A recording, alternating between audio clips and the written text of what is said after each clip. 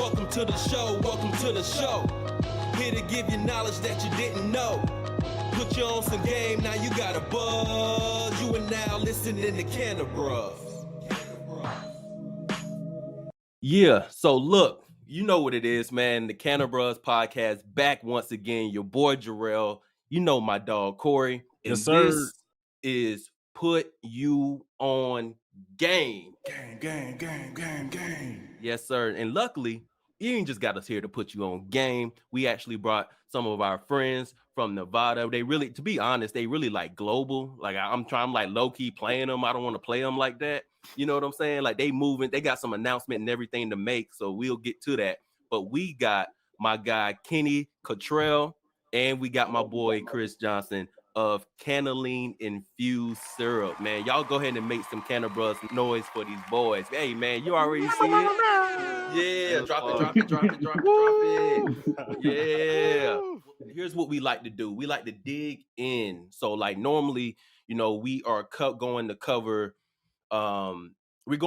things that would actually help someone who's looking to follow a blueprint similar to what Cannalean has put into the game, so they can decide if this is for them. Maybe they're doing things wrong. Maybe they just not as knowledgeable or have a certain level of business acumen that these guys have. So we're going to give you that so that you can go in and get started and be successful in the game. One thing you got to understand is this, all right? This is Cannalean. We're going to talk about their backstory, their product creation, the knowledge, their finances. We're going to really dig. We're going to really get there. You know what I'm saying? And we're going to get you some tips from the guys themselves, directly from the source, directly from the plug, all right? Cannalean creates specialized THC and CBD infused beverages for the growing cannabis drink market. You know it's going crazy out there. We're seeing all type of people create different types of products for the market, for the cannabis market, but this cannabis drink market is going out of there right now. So Cannalean is there for you.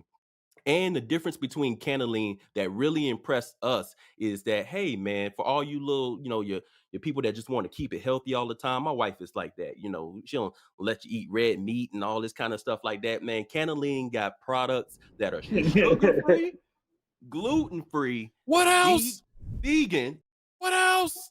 And organic. Okay. So when they say OG, they might mean it in a different way. You feel me? So man, y'all definitely make sure y'all make some noise once again for the guys at Cannalean, and we about to get right into it. All right. Let's do it. This is the tricky part. A business that's too early in the market has to educate consumers, and a business that's too late has to deal with too many competitors, right? Most businesses fail due to partnership conflicts, though. It sometimes not even external. Sometimes it's internal. What methods have you guys implemented to ensure that your dynamic remains strong like this? I call it separation of church and state. Oh, yeah, that works. So in a cannabis business, you have the cannabis side, then you have the business side. Mm-hmm. So I don't touch the business side. I let Kenny handle that, and Kenny doesn't touch the cannabis side. I handle that. And it's similar like how a pharmaceutical company works. You have the scientists and people who create the drugs, and you have the business side of it who actually sells it. But it's if you don't separate the two, you're gonna have failures. You know, people are gonna step over each other's toes. But he's never been to the laboratory. I've never been to his fucking office. I've been to the laboratory. Yes, in California. I finally went to the lab and I blew out my mind. And I felt like I left you. Yeah, I left you and went and like did some Kenny stuff. Yeah, I'm in there having a blast. But it's that's how you do it. So you don't step over each other's toes. You get somebody who knows what he's doing. Let him do his shit, and then let me do my shit. You know, like it's get two powerhouses together and just let your energies fucking collide. And then I'll add on to that is that I know what I know. I know he knows what he knows, and we just trust each other to execute what you say you're supposed to know. I'm not trying to go into his lab. All I know is just give me the results, and then we make some money. That's all I really care about. But he comes to me, it's like, all right, are we gonna weed maps? Have we got a contract signed? Who's the CPA? Do like these shirts? You know, I'm always trying to get some new stuff. And we work together. At the end of the day, we just get along really good because we don't try to do each other's job. And I think that's really important when going in business with somebody. Don't try to tell that guy what to do. And our best thing is this: we don't have long conversations. The longest conversation we have is probably we're at parties or drinking, but like on a work call, our call's only like 5 minutes long. You can't get across the call, not even 5 minutes, I'll give 3 minutes. But if you can't get your I was point gonna say across in 5 3 minutes minutes, is a long conversation for us. yeah. If you can't get the part in 3 minutes of what you're trying to get to the point. A lot of people when they're talking about they want to have this long conversation. We just need to tell me what the importance are so I can do what I need to do because you make drugs and I do paperwork. So that's how we There do you it. have it. There you have it. Yep. Yeah, and to the point of what Jarrell mentioned, businesses that come into the industry too early have to educate the consumers, and if they enter too late, there's too much competition. Why was Cannalean founded, and how did you know it was the right time for it to be introduced into the market? So I created it like 2013. So my idea was that I'm a college educated person who's from the suburbs. I don't ever want to be looked down upon just because I consume cannabis. It feels weird as fuck to me. And other people who drink alcohol, what's the difference? The difference is that they're drinking it and you don't have to smell it. So if I could take away the smoking from cannabis and put it into a beverage, I could not be fucking judged like how everybody's judging me. So my thought was if I could take the smoking out of it, we could be socially acceptable like how alcohol is. Because my thought is if you had to smoke alcohol, we wouldn't consume it anywhere near as much as we do. So if I can make cannabis a drink, we'd be at that point. And so yeah, I honestly I'm so happy I started when I did. But if I could have started 2 years later, it'd have been great.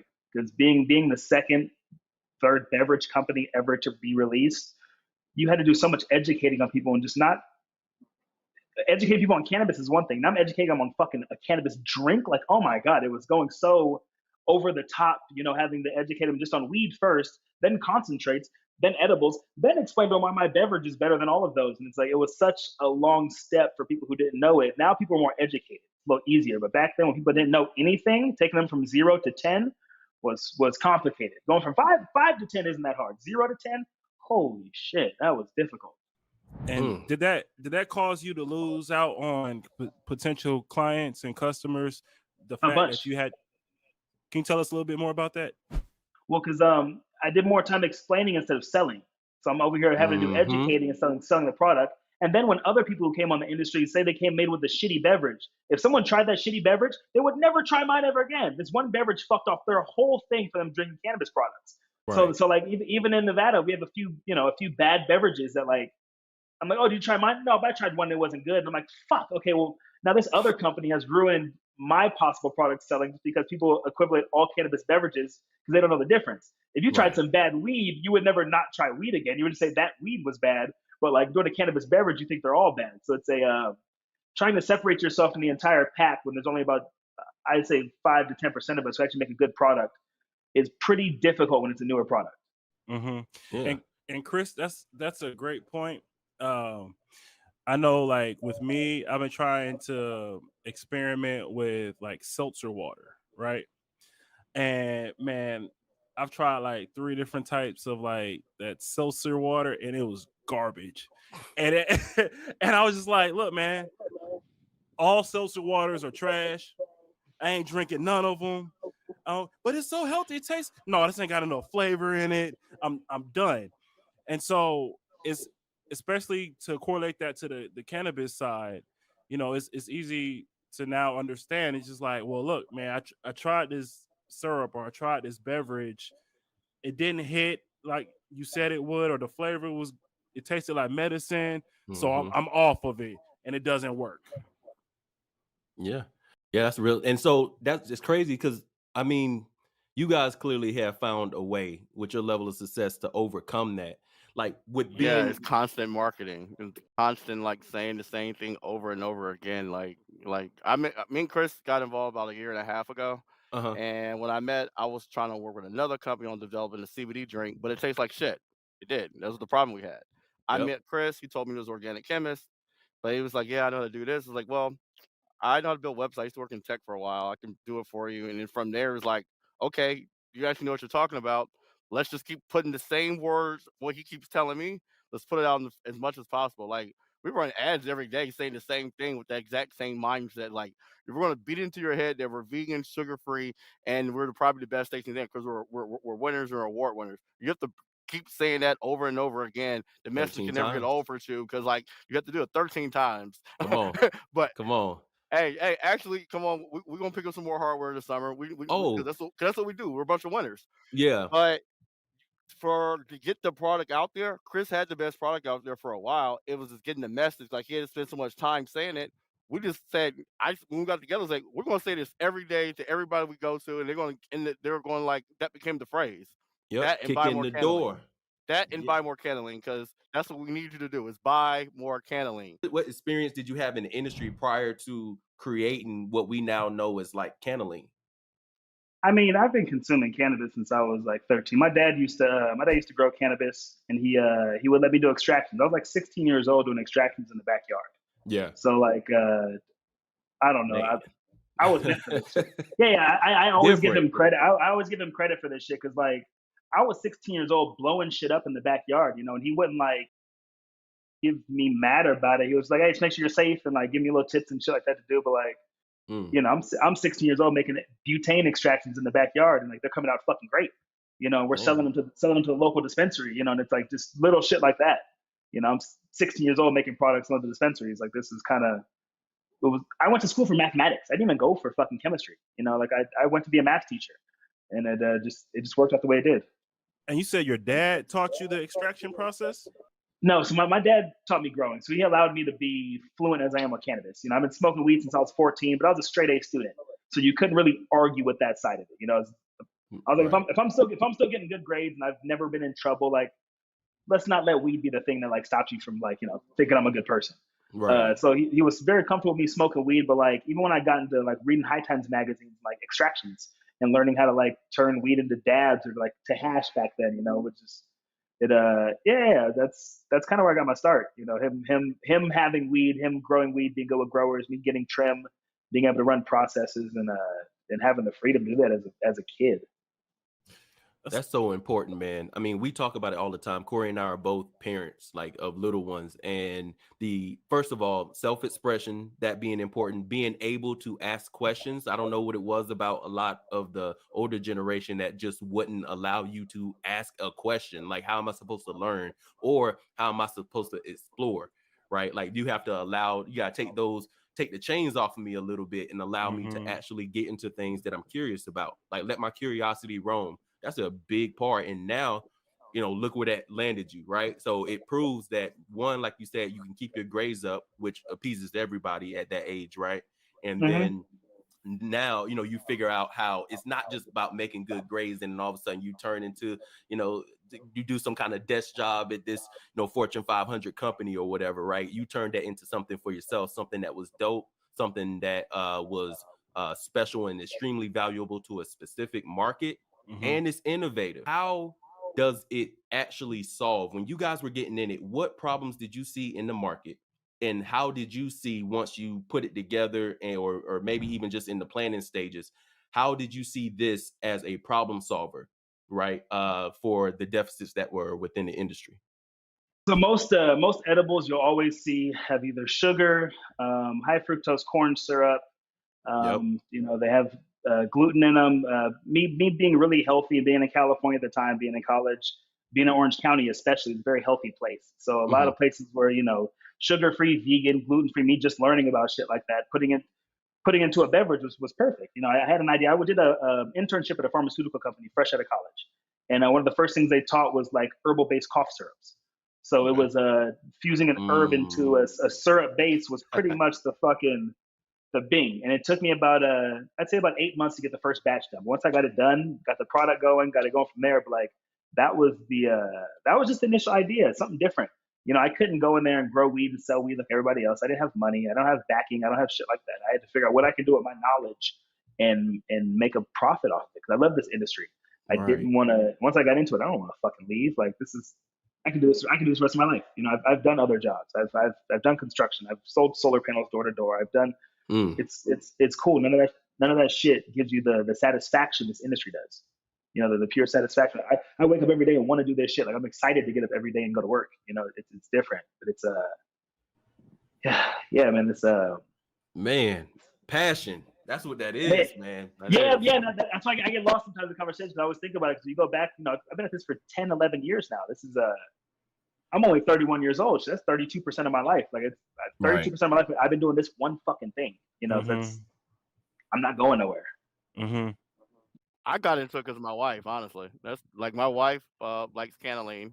Let's go. Shout out to the wife. Yeah, we're dating. Really shout out to the wife. A couple other reasons, but mainly because like she was buying Cannalean before we started dating. Then she met Chris. She knew I knew Chris from doing some paperwork for him, and she's like, "Oh, Kenny, can you pick up a case of Cannalean?" I was like, "Oh, okay." So I'm thinking a case is like 5 or 10. She bought a case of 50. I knew when Chris said that immediately. It's like that's who I need to work with in cannabis because he's making something for them because my wife likes it. So that's when I realized I'm going to work with Chris. And we're like a third of the cannabis market now. So we gotta that's how we met. Only 2 black guys in a chamber of cannabis meeting. Yeah, stun on them then. When y'all have the product, we already know. Like I think the audience is learning at this point that like this is some amazing stuff. They already like CannaleanSyrup.com. Yeah, they already on it, right? So like, who is the demographic that you're actually trying to target? That's so important when we try to build business these days. Like, who ideally, maybe in the beginning, that you guys intended for it to be? Hot, healthy chicks. Hot, healthy chicks. Yeah, like my wife. She likes smoking thin. That's like I go to spin class, I go to yoga class, and because I go to those classes, I'm in pretty good shape. I'm 39 years old, and I start wanting to talk to these women. It's like, you know what, these women are still looking good, so let me do what they're doing. And that's when I realized when Chris had Cannalean, it's like, oh, these the same chicks are the same chicks I go to yoga class and spin class with, and they probably want to consume cannabis in this exact same kind of format, exact kind of way. It's like, oh, we're going to get rich. This makes sense to me. This right here makes sense because Right. that was the target client. You don't want the rappers. You don't want the young kids. You want the chick who's going to Whole Foods paying $11 for a bottle of juice. Yeah. Very interesting that you say that because, out here in Texas, lean is that scissor that's going to really get you. So let me give you a yeah. Let me give you a background for it. So I'm from the suburbs. My family's from the hood. Okay. So I played this weird middle ground where I understand both sides. Yeah. So for me, I had to make a product that could have a double entendre and kind of play both sides. So I play off the lean factor because it is lean, sugar-free, vegan, and plant-based. But it is a syrup that gets you high. So you would consider it cannabis lean would be the gist of it. Right. So me playing Cannalean allowed me to reach out to my folks and be like, nah, it's cannabis lean. You get the process. You know what I'm saying? My biggest plugs who kept me going initially were niggas who sipped it like lean and sold it like lean. Right. But then getting onto the legal markets, you have to have another reason. They would not accept my product on the market if I say I'm selling cannabis lean. Mm-hmm. So you have to have a something for them and something for us. I know y'all get what I'm saying. Come on, no, that's real. But there has to be something for them because they won't accept it if there's not something for them. Like there's a lot of shelves who are like, your name just isn't appropriate for our store. And I was like, wow, that's kind of weird. You could say my name sounds too black for your store, but like if you said my name sounds too Mexican, you would be hella racist. You could say it sounds too black. That's totally fine. But like so you have to have something that's for them. If not, they won't accept it. It's black on. Come on now. Black owned stores, we sell white products all the time and nobody questions it. But like at a white store selling a black product, it's like a fucking it's part of the game though. It's part of the game, and we can't pretend like it doesn't exist or can't pretend like we're fucking able to step over it. No, it's real shit. You got to deal with it. Being a black owned cannabis company has it's a lot heavier than running another company. Let me just say that. Yep. And that's any black owned company, like we're all professionals. We all went to college. Like that was the beautiful thing about I went to Morehouse for undergrad is that they told me that it was gonna be the only time in my life I got around this many successful black guys all in one spot, and I see it because after we leave, we go do everything. But I'm used to being the only black guy in the room. Like I just graduated from UNLV last week with my master's in urban leadership. Policy. Wait, hold up. Thanks. Yeah, there. Give him some love, man. Don't let him slide past that one. No, we champion accomplishments around here, especially. Come on. So I was at the number. Wait. Number one. Yeah. Don't let him keep sliding past him too. Stun on him then. 4.0. Yeah, let's go. 4.0 GPA too. 4.0. So that's like why me and Chris work so well together because we're both used to be in that situation where we're only 2 black guys in the room. And if he's an organic chemist, he has to be smart. He's a degree in chemistry. And I'm in grad school. I tell everybody, I'm in grad school 4.0. I'm in public policy, so I'm really educated. So don't say that we're black and we don't know what we're talking about. You're talking probably two of the most highly educated people in cannabis. And I just got accepted to a doctoral program. So like now when you're going to refer to me, congratulations no, again. You know he goes. Hey, Hey, look, that man be skating. He gonna skate right past it, but we gonna clap it up. Come on now. Hey, Yeah, we're in a very good position right now where we're expanding to another state. We've done it without giving up that much equity, talk about and it. we got we got the distribution statewide already, and I can replicate this model in other states. I just need the money to back it now. Now that's where I'm really more excited about what we're really doing, because like I'm proving this works. Our tax when we get these checks is going to our CPA. He's going to be able to audit these financials for a good 6 months, and then after that, I'm going to find me some investors and try to raise this capital. Because that's now, because I got real stuff. Everything will be tracked in metric, both from Nevada and California. Shit, who's gonna look good for acquisition now? Yeah, and that's a perfect transition to what we are also want to talk about with you. So you leave for 5 minutes, I'll start talking about money. Hey man, I'm not. Because this is my star part is talking about the money part of it. Oh man, I'm flipping chicken, putting black beans in the oven, talking about money. I'm like, this is perfect, man. Come on now. Perfect. We talk about it all the time, but where there's this odd like parallel in the story of black folks in America and cannabis in America. And when what you realize is, hey, both are looking for expansion. Both are looking for access that they don't have at the moment, right? To just be fair, right? Just to be able to, it can only be accomplished by what you brothers are talking about doing, which is expanding outside of the room. It's like we always talk about the common phrase or the common term is people say is it's preaching to the choir. It's like, what's the point? So when you're actually trying to grow and you're talking about expansion, you have to be able to reach outside of that small niche that you're in, or outside of that industry, outside of the people you're comfortable with. You got to understand that change is uncomfortable. That's kind of true. So think about it. Chris started that, but that's what he really brought me in for. Right. Was that once he really started realizing, I know other people that are black people who are in cannabis, and I know black people who got money. When you start getting to other people like, oh, there's a lot of you like this. Oh, we about to get paid because everybody in the room like, oh, that's Chris. He's the chemist. Oh, tell him to come over here. He's now part of the team. We got lawyers, we got doctors, now we got a chemist for the team. It's like, so now the people we're starting to try to raise capital, they're all about who knows you. Like, people gotta understand who knows your brand. It has to be such and such. It used to be like sometimes the rapper has to be sometimes the actress, but nowadays like, who's the doctor? Who's the scientist behind it? Who's the law firm that knows about you? What trade organization knows about you? You gotta get those people to sign off for like, now they're coming back to like, oh, you won all these awards, you did all this stuff. So you talked about your model. Can you expound a little bit on your model and how are you using that model to expand to the growth that you're looking to get to? So here's the cool thing. So because I have created this product, I created it. I'm not making it. That's a cool thing to say. I'm able to sell the SOPs. So I sell the SOPs are standard operating procedures. So it's the process in which someone would make my product. It's the directions, pretty much. That's a fucking easy way to say it. It's the directions how to make the product. So what I do is I sell that to a producer who all it takes is 400 square feet of space, which isn't much. It's 20 by 20 feet. It's not much space at all. And they can produce 100,000 units a month, which is close to $500,000 a month, which would be $6 million a year. So you can produce that from a 20 by 20 foot space. And that's simple as it can be. My product doesn't cost much to make. It's very cheap. And so when you do sell it, it allows me and the producer to both make good money off of it. So most times the product, you're making 90 cents and the producer gets to, split it. You're both making 45. This, we're both making around $4. So you're talking about we splitting that, we're each making $2 per bottle. You're 100,000 bottles a month, $2 per bottle, 200,000 a month, 12 months, 2.4 million a year that you could profit off of this 400 square feet of space, which fucking I'm sitting in 400 square feet right now, which isn't much space at all. Right. So it's now just think about this. We're gonna take this show on the road. Our next week really is Arizona though. That's where the whole point of being a multi-state operator comes in. We're about to replicate the same plan over and over again because we already have everything done. We're a known brand now. And each one of those rooms is making $500,000 a month.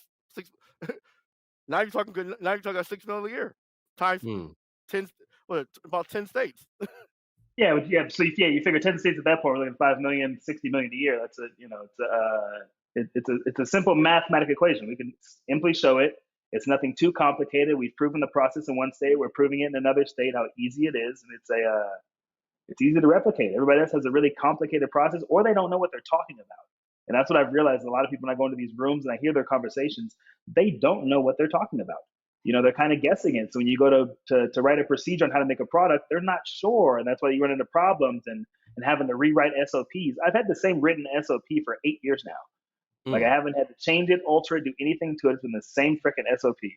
It's so simple that I always say a fifth grader can make it. A fifth grader could read my list from top to bottom and make the product. And that's how you have to keep it. If you want to expand, you can't expect every state you go to have a chemist ready to make your product or have some huge bottling facility. No, keep it simple. Here's 400 square feet of space. I'll send you the machinery. I'll send you all the shit you need. It's easy. We all make a profit. It's fucking simple. People want to complicate cannabis and make it more than what it is. Keep the shit simple, bro. We're selling weed. Man. Like, Kiss. Keep it. Keep the shit simple. Keep it simple, stupid man. That's right. The best thing about our product is that it's easily scalable. They're talking about it's like Coca-Cola. Like Coca-Cola is made of a syrup actually. Coca-Cola tastes the same here in Nevada as it does in Texas, as it does in Atlanta, as it does in Mexico. And they're using all the same process. And Chris can actually do that with Cannalean. That's the other thing that our product tastes the same. It still tastes good because Chris makes the flavoring himself, keeping a product consistent. When you drink a Coke in all these different places, you want it to taste the same.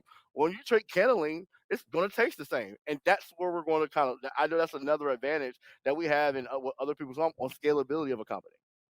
Okay, so to jump left field, I'm sorry, I got to jump left field. He said Coca-Cola, and I got to bring it up. So a dispensary was telling me, they were like, we don't really like the name of your product. We don't think it's appropriate for our crowd. And I was like, it's because the lean thing, right?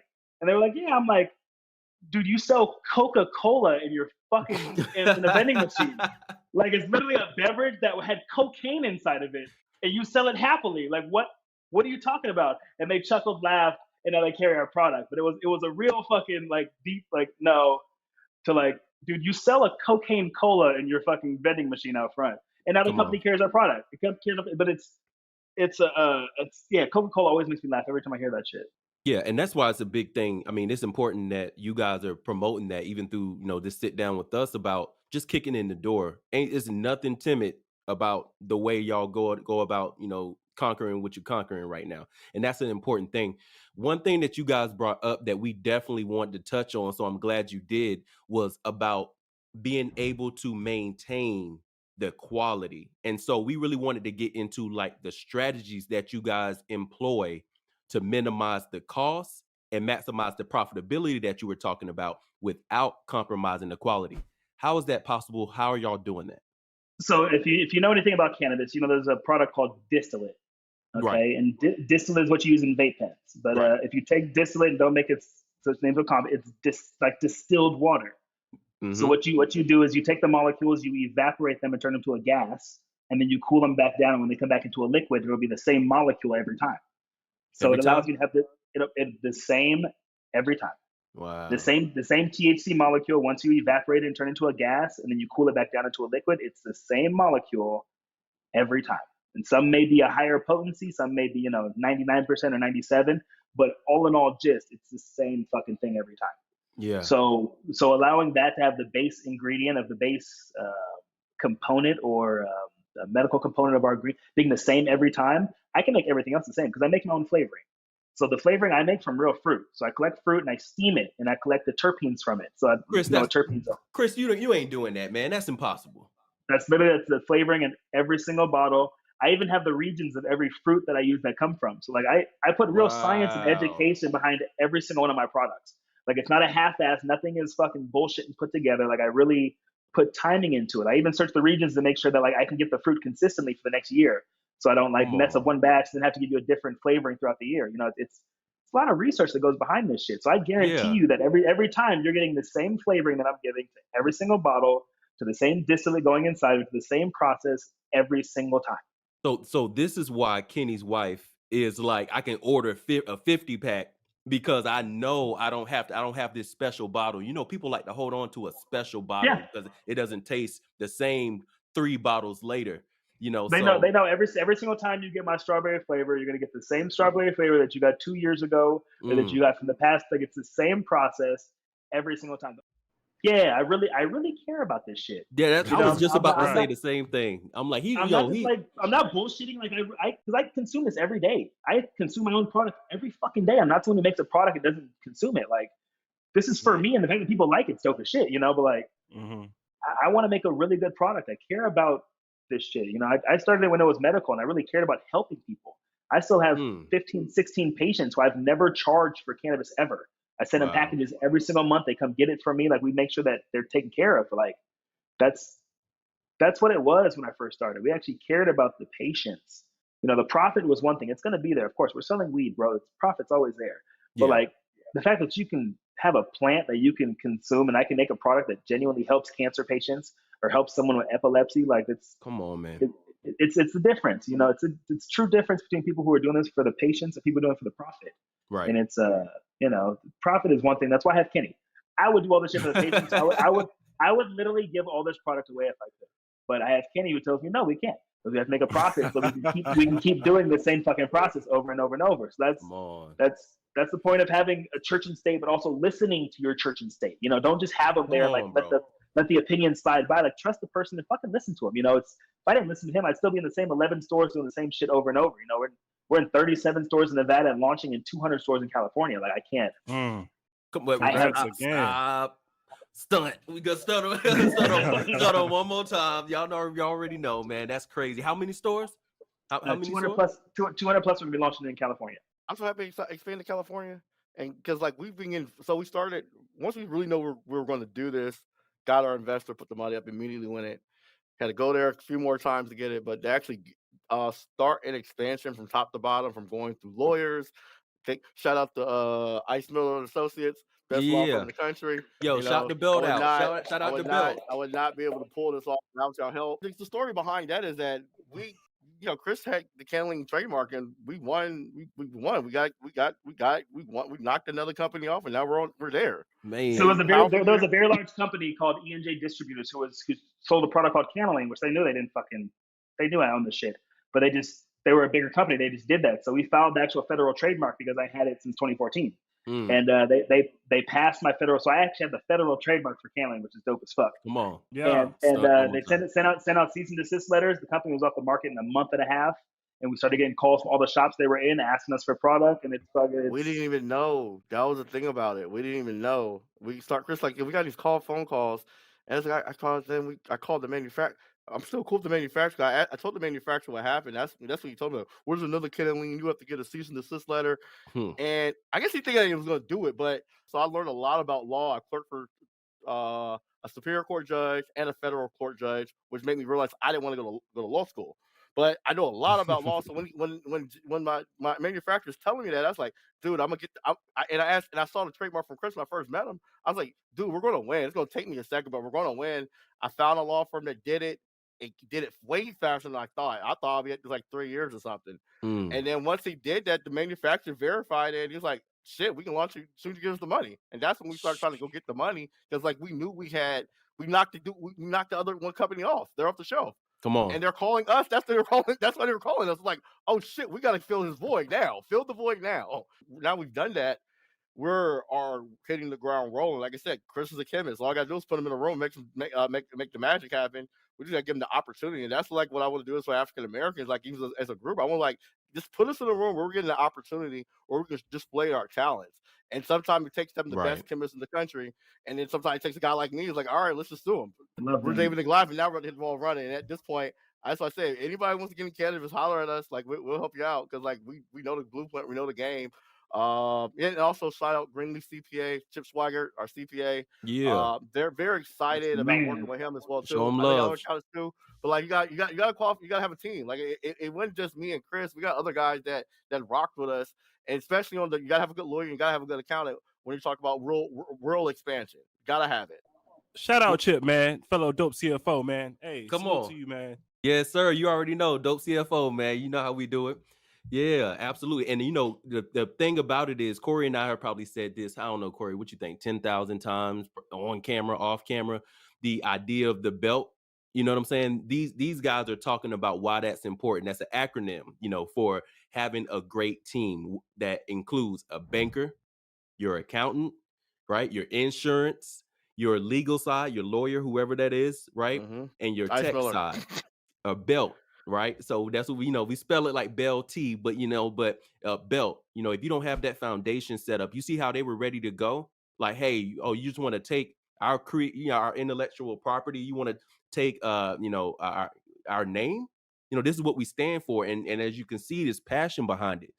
So I gotta tip off something he said that it's not till you see something as possible that you can actually know it's possible. Can you repeat that? Like it's not till you can see something that's possible that you actually know it's possible. So this leads into one of my favorite stories in the world. Okay, before 1954, the idea of running a mile under 4 minutes was the most unheard of shit in the world. They said it was closer to flying than running a mile under 4 minutes. Okay. Then in 1954, a man named Roger Bannister came along and broke the fucking 4-minute barrier. He ran in 3 minutes and 58 seconds. Roger Bannister wasn't a fucking athlete. He was a scientist. Many steps in this amount of time I can break in 4 minutes. After that time, almost 20,000 people have ran the mile under 4 minutes, including middle school kids. Yep. Including middle school kids. The only thing that changed in this entire thing was that the idea that it was possible. They hopped on the track and had the idea that it was actually possible, and they broke the fucking time. It's not till I actually saw fucking money that actually could come in for the company that I knew this idea was possible. And we started breaking through barriers and doing shit. But it's like, it's not till you can have someone show you that your idea, that sometimes you'll doubt yourself, and it's going to happen.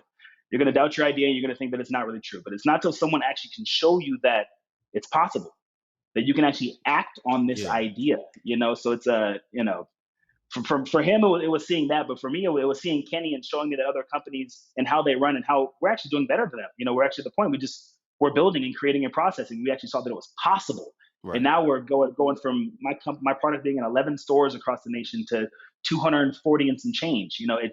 Are you white labeling Cannalean? Technically, but we have license agreements. Chris owns the SOPs. So here's how I stay away from having to actually own a cannabis company and paying all those cannabis taxes. So listen up.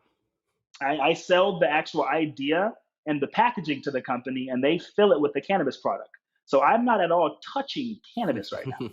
I'm not touching it. I make the flavoring, which has nothing to do with cannabis, and I do the other inactive ingredients. But the active cannabis ingredients, the actual cannabis company, each state deals with that. Right. So we pretty much sell packaging. Come on. Okay. See, look, we gotta highlight that. And that's how we've been able to sell in so many different markets, though. That's what I said. When we're talking about easy scalability, the thing with cannabis, like the flower itself, you gotta grow the flower, check it, steep the stem.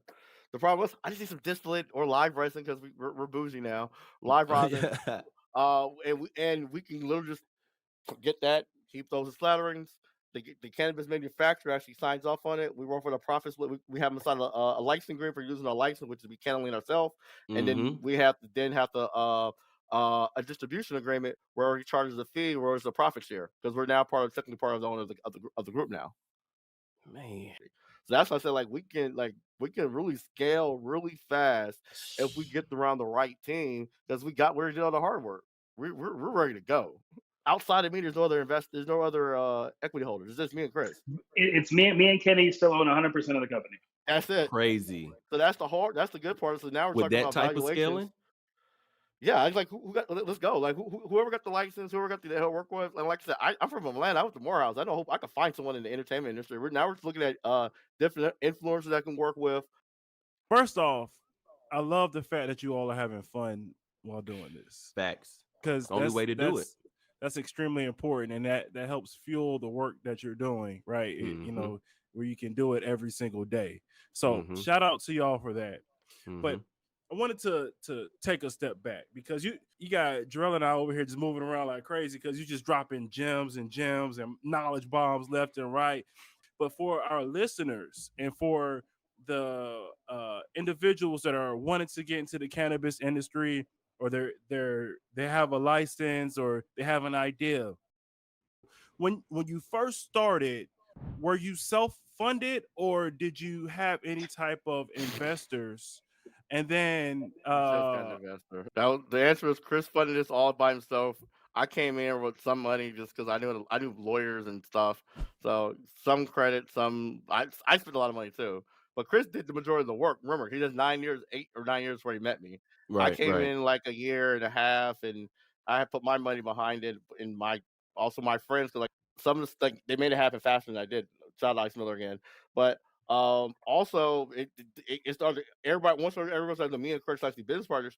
Everybody started reaching out to Chris directly. He said, "Oh, let me just call Chris directly. We don't need. I know Kenny's my friend, but he's the chemist." And some people will get like, "Oh, one like, oh, you're stealing my shine." I'm like, "Great, you've been seeing what I saw the whole time." So yeah, go talk to him so you give him some more money. Took longer than one, but it eventually worked out.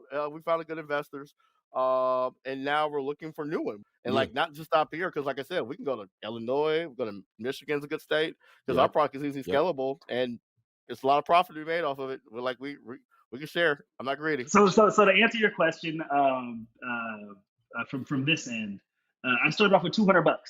$200. I bought my first quarter pound of flour, some cheap flour. Made my extract. Made my first 20 bottles. And luckily, I had a buddy named Trey Hall. Shout out my man Trey Hall. I know if I don't watch this. That's my dog, man. He bought my first 20 bottles, $400. Sent it to me. I shipped him out a case. And it's been history ever since then. I took that 400 and I made more bottles and turned that to 800 and flipped the process and actually went from there and bought a pound of flour and made my first, 200 bottles after that, you know, and it was like it was a consistent process. But like, if you don't put that initial kick behind your dream, like you're not going to go anywhere. You know, you don't have to be great to get started, but you have to get started to be great.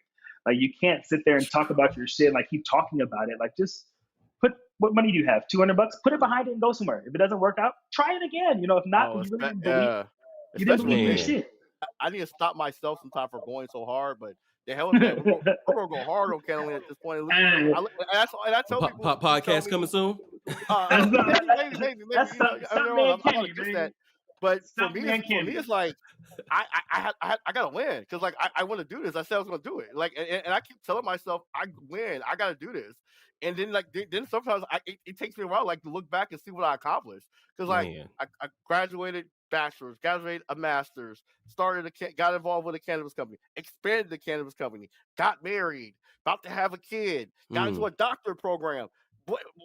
I'm accomplishing so much stuff and this only been like a year and a half. I've like been in Vegas 3 years. I did all of this in 3 years. So I'm looking like, why am I going to slow down? I'm not. The answer is not. I'm going to keep going till I'm paid and. Well, I got a home place sold this company for $470 million. So until I hear a number like that, I'm gonna keep going. Yeah. $470 million. I'm actually gonna sit my ass down on an island and smoke some amazing weed all day. Or drink it. Kenny, man, like you a damn cannabis Olympian over here. Something like it. Something like it. Man. Over there, look, medal after medal after medal, accomplishment, trophy, married kid, still stunting on all you hoes. 13 times. 13 times. And counting. Yeah. So Chris, if you can hear me still. Yeah, I can't. My bad. I'm pulling the baked beans out the oven right now. Oh man, hey man, get the baked beans, man. We can't let the thing burn. I can't let the thing burn. My bad, man. I can't let them burn. It's real life here. Real life. So when you had the $200 that you put into your business, were you working somewhere else at the same time? And then if you were, when did you decide to make that transition full time into yourself and Cannalean?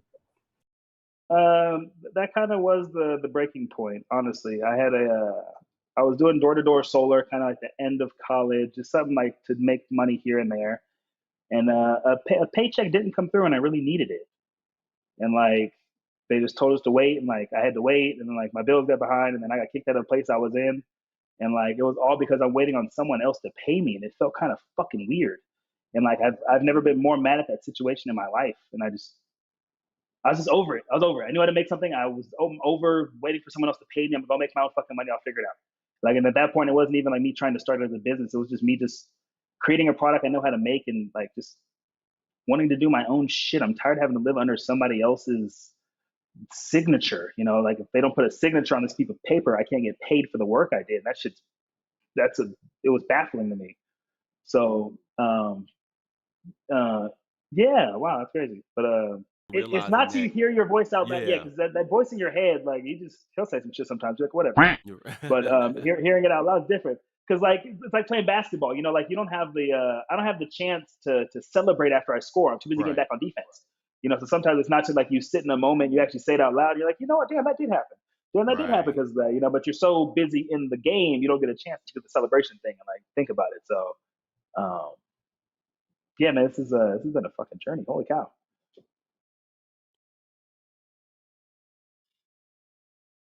They didn't listen to me. Jumped on board with Chris. Came out here. We thrived. We won.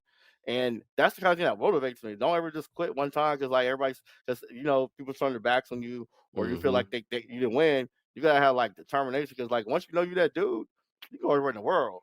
Let me you know try to get to the next level. Like, let's still do the fun stuff. I want to win and make money, but this time let's do it as in the adult way. Let's win. Let's thrive, and let's not take the foot off the gas until like they gave you that number. When you know that number hit, we'll be ready. You know, we'll take a buyout all day. But I didn't hear that number. And the way to get to that number is you gotta have guys like yourself. You gotta have these CFOs.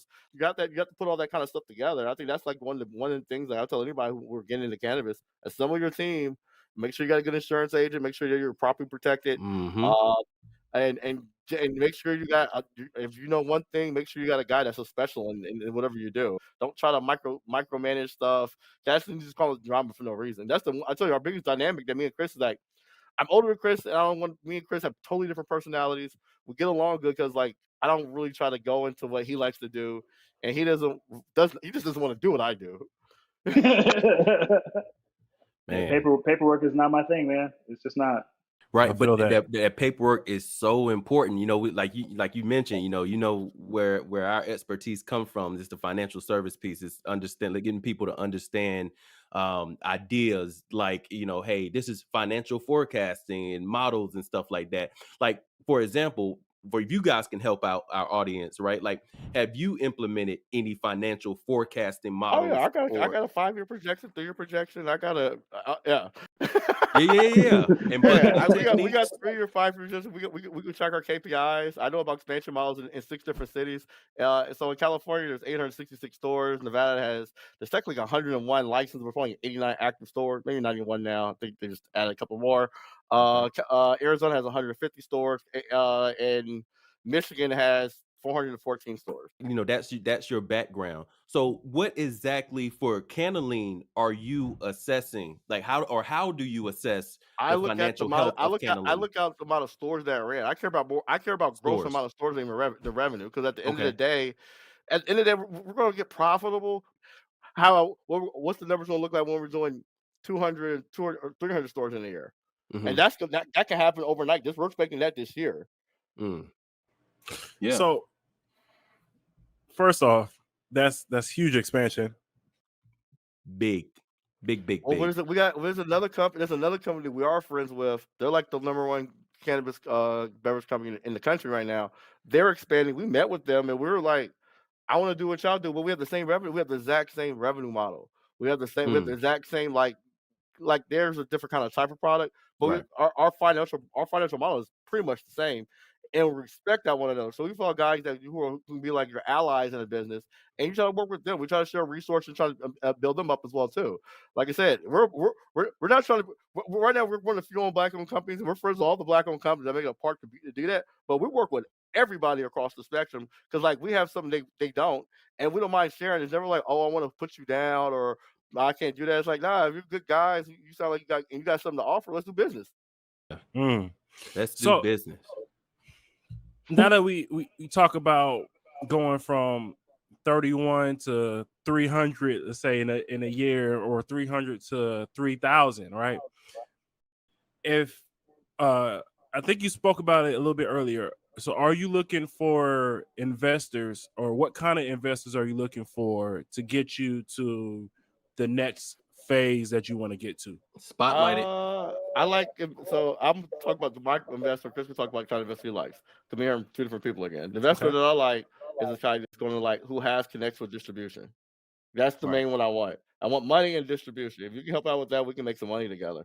That's why I'll reach out to anybody who's like what you call a boss, or like one of these guys that's killing the industry. I just want to meet and see how we can work together. I like the yoga. I like the health and wellness community. I want those guys to come out and support the product, because like that's who really wants it. If I get like one of those yoga chicks or these Kim Kardashian chick like type of chicks, who one, it's great marketing. Yeah, Great marketing. everybody's looking in that direction. Yeah. Yeah, and like I said, they can say, "Oh, y'all back on brand." And like I said, "Oh, we're and they're like educated."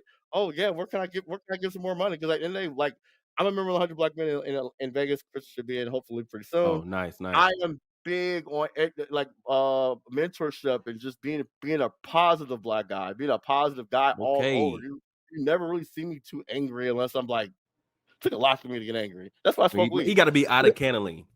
Yep. Now I feel like we're on a love connection or something. So Chris, tell us your type. You know. So what I'm looking for, okay. No, with an investor from my end. So I'm a little more sensitive about the facts. So I've been trying to get investors and people to fuck with my company for going on 10 years now. And I've been turned down by so many people who've invested in my competition who failed. You know, and then came to me and asked me questions why they failed. I'm like, because you invested in them. What the fuck? Yeah, I'm very sensitive because it's a more sensitive topic for me. Right. Because I in my end, like for me to get an investor now, like I want someone who like wants to increase their money, someone who's all about their money. Give me the money, I'll give you more money, you know, but don't tell me how to fucking run this company. I've done it 10 years by myself. I don't need you telling me that part of it. You know, if you have money, you know money over me. I totally understand, but don't try to act like you know cannabis over me just because you have money. That's not what I'm looking for. You know, if you want to put money behind my company, cool, I'll bring you more money. But don't put money into a cannabis company thinking you're going to make decisions and run. That's not what I. It would have to be like someone that's more like, oh, we're going to throw a party with Future. We're going to throw a party with Future. We're going to show up. It's like, oh yeah, that sounds like you got something to offer. That's real, man. I mean, well, y'all heard it. First of all, we'll go ahead and pause that segment right there just so y'all can get that clip off. But yeah, man. Like, I mean, y'all know what you're looking for. These guys have literally proven to you that this is a amazing investment opportunity. So make no mistake about it. You want to be a potential partner, right? And so, they've broken down the type that they're looking for. So, we're either, Kim, Chloe, somebody like that, go ahead and come knocking, because, Kenny said that's the one. And as long as you really about that money, then, Chris can rock with it too. It's a amazing opportunity for a lot of people to get started, and they just don't have the knowledge. You know what I mean? So we really just appreciate you brothers like being willing to share the amount of knowledge. We talk about this all the time that like as a people we could go so much further, like just in general, whatever direction you want to go in, but it does require sharing knowledge. It's about dropping game. So that's why we do this segment, put you on game, to be able to let people know like it's a little bit, not saying it's easy, but like when you got the right spirit, you got the passion like Chris and Kenny got, then hey, you got that drive and you ready to do it. Okay, hey, Chris said that a fifth grader could follow the instructions of the SOP. So hey, do what you need to do. We definitely are proud. He about to have a whole elementary school named after him. Not for real though. Hey, so if anybody ever out there has questions or anything, my phone number and my email are the ones that are on the website. So you go to our website, you call Cannalean, you Google Cannalean, you call them, it comes to my phone. I answer all questions. I don't hide from anything. I'm here to answer anything anybody has to say. Like there's no faking it over here. And I think that's the difference. Like most other cannabis companies, I've never met the owners. And I'm buying product from them all the time. Like I never get to meet the owners. I show my face. I answer questions from customers. I'm not hiding from nothing. I don't make a fucking shitty product where I need to hide in the background and like scared that something's gonna come off. No, I can guarantee every product is delicious. I make it. Trust me. It's good. So like it's I like being that part of it. I like doing the podcast and like getting to show my face. And I appreciate you guys giving us the time to actually do this and like to express our work. It's one thing us getting to explain to your people. It's one thing us getting to explain our company and to your audience and tell them how we do the process. Them getting to know us personally. The more I know about someone personally, the more I actually want to buy the product. If I don't know anything about you and you're somebody whatever making or whatever, but if I know you and I know your background, like it increases stuff like that. So from people who run our own company, we depend on every part of it. We appreciate y'all for this, really do. Real. And so you have no choice. It's almost something like inside of you that's pulling on you, that tells you that you want to support. And you know how you can support. You can go straight to Cannaleansyrup.com. Now, guys, really quick, can y'all just discuss any future plans or innovations? I know y'all want to give us too much of the secret sauce away, but can y'all discuss any future plans or innovations that y'all are doing in the cannabis beverage space with Cannalean? Oh man, I wasn't gonna tell nobody, but I'll tell them to your show, man. I'll do this shit, man. I do this shit. So we're doing Cannalean coffee creamers will be dropping as of this October. Drop them bombs. Let's go. So instead of having to get a cannabis infused coffee, you can literally take these creamers, add it to any canned coffee you have, Starbucks coffee, add it to your drink. And it's 10 milligrams per packet. You can keep it easy to infuse, nothing too complicated. Oh yeah. But down Kenny's route. Kenny's route realized that you and the manufacturer are having too much fun. we're having a blast. We're having a blast. I have a manufacturer who likes to consume cannabis products, and I love to make them. So we are just having a back and forth blast. They're animals. I'm like, y'all did what? How early in the morning, dude? I couldn't even function with y'all. You're like, whatever. Like, all right, go have fun. Going back to the office again. That's gonna be crazy. That's big. That's big news. Like, where else do you see that? You know what I'm saying? Unique products, being able to take your passions and say, like, yo, we're not just gonna go in the direction that everybody else is going in. Like, we actually got something different for you, and to continue to innovate after you guys are clearly doing just fine. You know what I'm saying, with the syrup, like, to be able to say, we got another level, we got another gear, and another gear, right? And clearly, Kenny's not trying to take any breaks anytime soon. So comfort is where you go to die. So the second you get comfortable with some shit, it's your downfall. Hey, I got people that I need to go pull up on and make them refer to me as Dr. Cottrell. So no, I would not. Hello. Man, that's what's up, man. I mean, you know, we gotta run it one more time at the end, but let them know. Of course, they're trying to get hold of some Cannalean. We already talk about Cannaleansyrup.com, but where else can they find you guys online if they aren't able to get this directly to the product and Nevada? Get into the social medias. Okay, so you can find me personally on Instagram at 10therasta. You can find the Cannalean page at Drink Cannalean. That's Drink Cannalean. And then, we're literally Drink Cannalean. You can find it on the Twitter, Social Club, everything across that point. We've had to change it because it's cannabis, and we're not accepted on any social media outlet. Right, so I've been deleted at 90,000 followers, 70,000 followers, 50. You know, so it's the fifth time being deleted. So we're on our climb again. But it's Drink Cannalean. You can find us over again. You know, you Google Cannalean or look it up. You'll find it. It'll pop up eventually. You know, I like to tell. I have another friend in cannabis, RT. We on the shelf, so feel free to go to Hardin. Feel free to go to Nuvu. We just wanted to one more time thank you guys, of course. Like a huge, like, you guys put our audience on so much game. I can see, like, have some foresight and see people just like getting inspired, not only by what you guys have done for yourselves, what you guys are doing as representation of educated, smart, and dedicated Black brothers out here in the market, and also representing for the cannabis industry in them courtrooms as well. So play with them if you want. But listen, you know what it is, man. Jarrell and Corey of the Cannabruhz, we appreciate you guys. Kenny, Chris, man, y'all go make sure y'all show love once again to Cannaleansyrup.com. You know, we gonna need to get some bottles too, man. We got to figure that part out. You know what I'm saying? And I got a case, and we just want to one more time. It's on the way, man. Hey, look, how we doing in Texas, man. You say, is that lean? Well, yeah, man, you brothers, man, from us to y'all always have our support, man. If it's anything that we can do, and I know we're kind of a two-headed monster, but on two different sides of the industry, with financial services and, of course, just the media company. If it's anything that we could do to help out the brand, please don't hesitate to reach out to us. You know, it's all love, man. Let's grow together. Definitely, we got to bring us back. Man, you heard it, man. So if you catch them out in them streets, man, make sure you show them some love, dap them up, and thank them for your latest purchase of Cannalean. Cannaleansyrup.com. This has been the Cannabruhz one more time, and we out.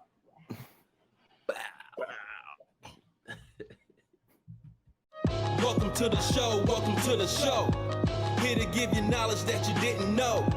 Put you on some game, now you got a buzz. You are now listening to Cannabruhz.